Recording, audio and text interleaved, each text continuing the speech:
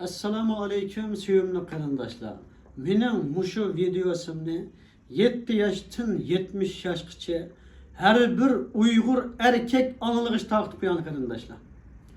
Vatanimizda necha kundan beri en az onlagan Xitoy erkekleri Uygur kızı bilan to'y qilaman deb torda oshkora tashviq qilishga boshladi.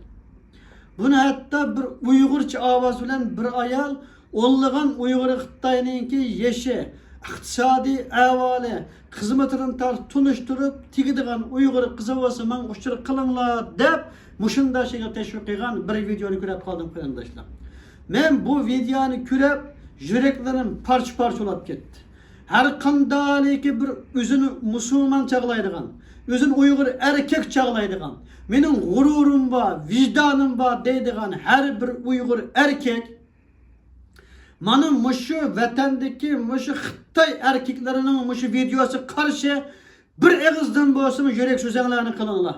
Karşılıklarını bildirinlar. Namsız olsun bir nima yazanlar.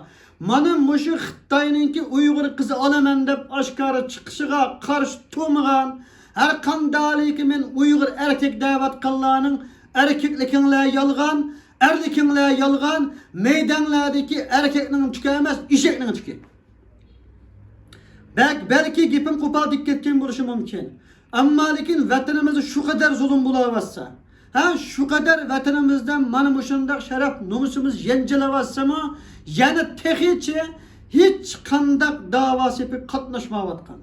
Bizge okşaş dava kılavatkanlığını kollaş uyaks tutsun tıllavatkan. Nurgulluğun insanlar tehiçe mevcut. Allah silahını ıslah etsin.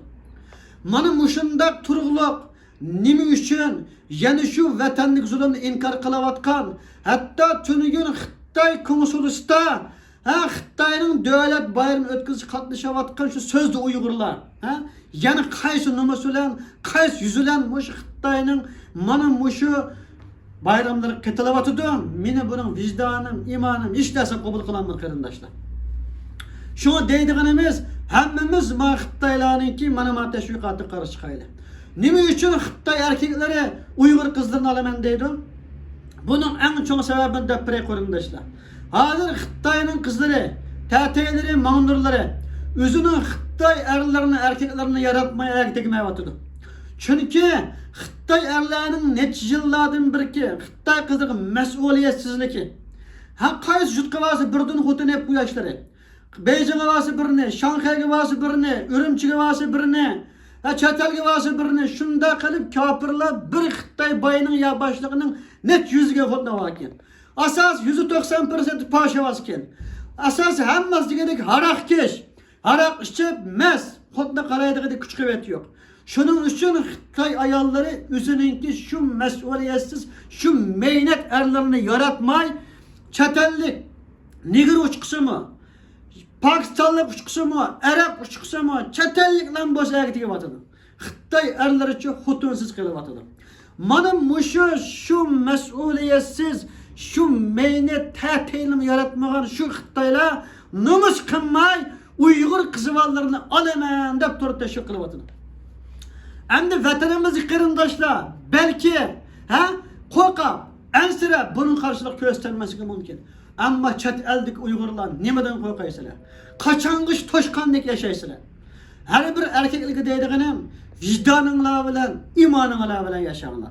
Ben bu sözünü vicdani imanı bilen yaşamavatkan, korkancak, özünün vataniga, milleti kızı iki çıkmayatkanlığı devatımın. Bu şimdi her bir erkek anlıkça taqtib qo'yani qarindoshlar. Vatanimizga, qarindoshlarımızga çok ömürlük çıkaylı. Çetellik Uygurlar, Uygur kızlar, çukum Uygur erkek bilen toy kılınlar. Bunu ne çıkarttım dedim. İnşallah kuburtan es 5'ten 10'dan tuğunlar, Uygur küpeysin. Xitoy Uygur'un tükütenmeye vatıdı. Bakan mı sanlar ballarınlarına bana men bekip vereme. Bana ben sanlar ballarım bilen ketip bakalım inşallah. Rızkını Allah biridir. Men tirişip tirmişim ben inşallah. Süyümlü qarindoshlar, nima üçün komünist Xitoy yıllardan beri Uygur kızı bilen Uygur Xitoyning to'yini qilaman deb kuchaydi? Nima üçün? Çünkü kafir Uygur'un nüfusunun köpüyüp gitişini xalamaydı. Hem Uygurlarning köpüyüşüde, Uygurlarning mevcutluğunda devletimizin mevcutluğunda ve milletimizin mevcutluğunda en mühimi Uygur ayalları ve kızları ekenlikini o zalim Xitay obdan biladi.